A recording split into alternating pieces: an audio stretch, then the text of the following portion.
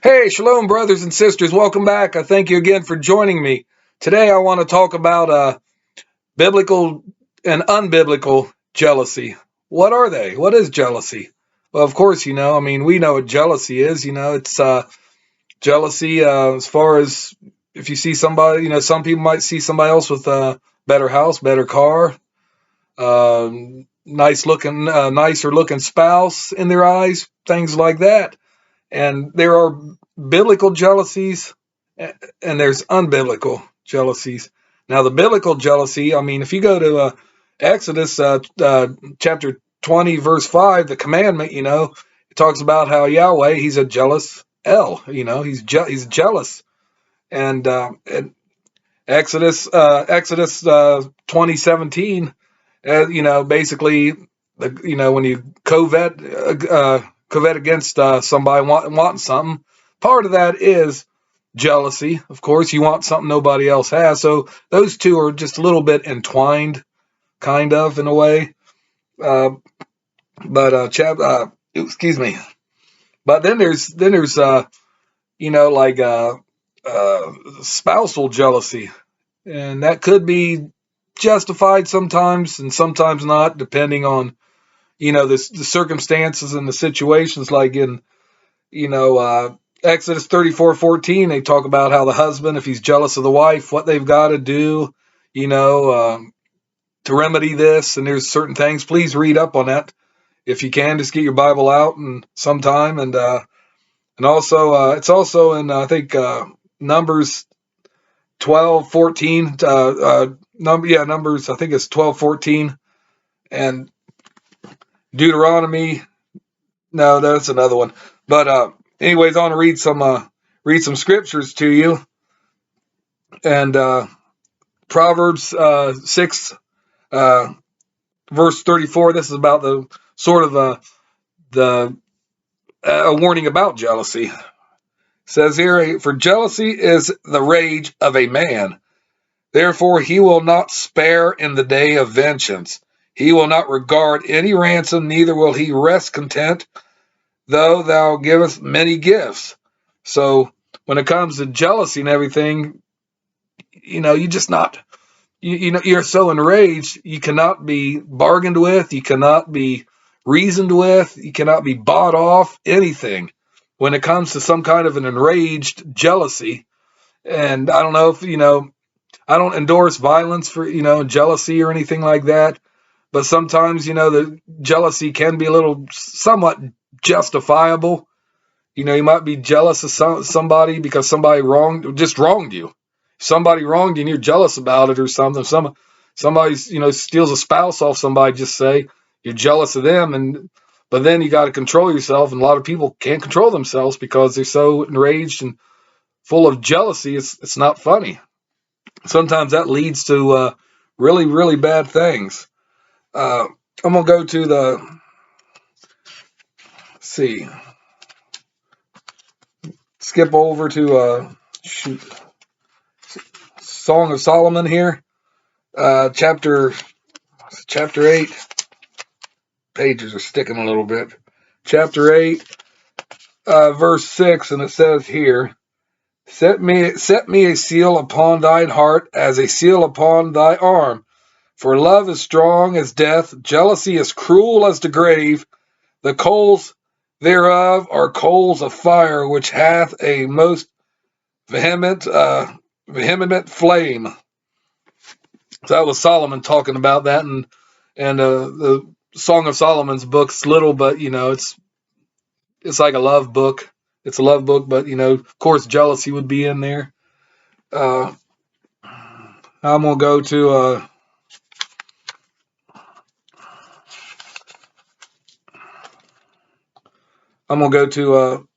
First Kings. This is about Elijah here.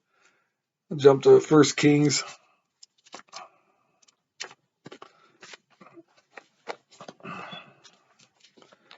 Oops, First Kings stuff keeps falling out of my Bible. First Kings 19. First Kings 19, and this is when Elijah fled from Jezebel after he won the contest with the 450 Baal prophets after that showdown there. And it's going to be 19:10 through 14. And he said, I have been very jealous for Yahweh, Elohim of the host, for the children of Israel have forsaken the covenant, thrown down thine altars, and slain thy prophets with thy sword. And I, even I only, am left, and they seek my life to take it away. So Elijah was scared. He thought he was alone. He thought he was alone in the world, and he said, Go forth. And he said, Go forth and stand upon the mount before Yahweh. And behold, Yahweh passed by, and a great and strong wind rent the mountains and broke to pieces the rocks before Yahweh, but Yahweh was not in the wind. And after the wind, an earthquake, but Yahweh was not in an earthquake. And after the earthquake, a fire, but Yahweh was not in the fire. And after the fire, a still small voice. And it was so when Elijah heard it, that he wrapped his face in his mantle, and he went out and stood in the entering in of the cave. And behold, there came a voice unto him, and said, Why doest thou here, Elijah? And he said, I have been very jealous for Yahweh, Elohim of host, because the children of Israel have forsaken the covenant, thrown down thy altars, and slain the prophets with a sword, and I, even I, am left, and they seek my life to take it away. But see the key point here, he said, I'm really jealous for Yahweh and his ways. I'm jealous. And that's a good jealousy to have. That's really a biblical jealousy to have. You got to, have that. And I'm going to go to Ezekiel. Oh, to the book of Ezekiel. There you are. Ezekiel 39. A couple pages back. 39 and 25 here. It states right here, 39:25. Therefore, thus saith my sovereign Yahweh, now will I bring again the captivity of Jacob, and have mercy upon the whole house of Israel, and will be jealous for my holy name. So, going to be jealous for the holy name, Yahweh. So there's a word again, be jealous, and that's a positive biblical thing. It's not like a jealousy in a negative way where somebody's wanting something like your money, your house, your lifestyle, your kids, your dog, whatever. This is a righteous, you got to be jealous for him because he's jealous for you. Yahweh and Yeshua are jealous for you, and you got to be jealous for them. You got to be really jealous. Excuse me. I'm going to go to 2 Corinthians. 2 Corinthians here. And what's verse 11, or chapter 11, excuse me. Chapter 11 and verse 2? Is that verse 2 says, For I am jealous and over you with righteous jealousy, for I have espoused you with one husband, that I may present you as a chaste virgin to Messiah. And that's what Paul's trying to talk to the Corinthians about. He's giving them a lesson in the epistle that he wrote, and he said he's jealous. And that's a good thing. That's a biblical based good thing to have. I'm going to jump back to the first Corinthians now. 1 Corinthians, and it'll be chapter 10. Chapter 10 here. Chapter 10 and 22. Verse 22 says, Do we provoke the master to jealousy? Are we stronger than he?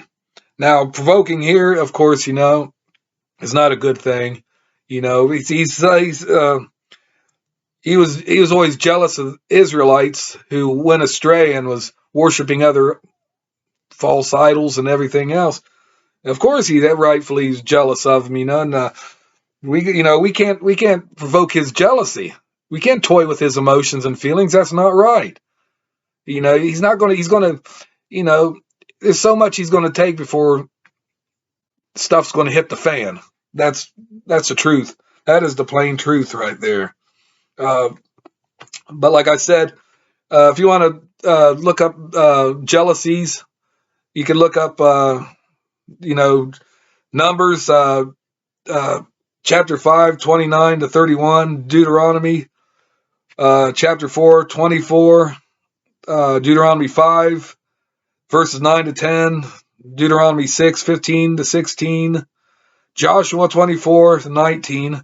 You can look them up, and it's just a splur of different types of jealousies, and that's all I really wanted to share with you right now. I know it's a little jumbled and everything, but that's what biblical and unbiblical jealousy. There's two different types, and we got to stick with the biblical jealousy. That's key. That is key to everything. We got to be right in the sight of Yahweh and Yeshua. And that's all I want to say right now. I thank you again for joining me, and give me a big thumbs up and hit that notification bell, and also subscribe, and comment below. Let me know what you think. And until we meet again, thank you again. Peace out and shalom.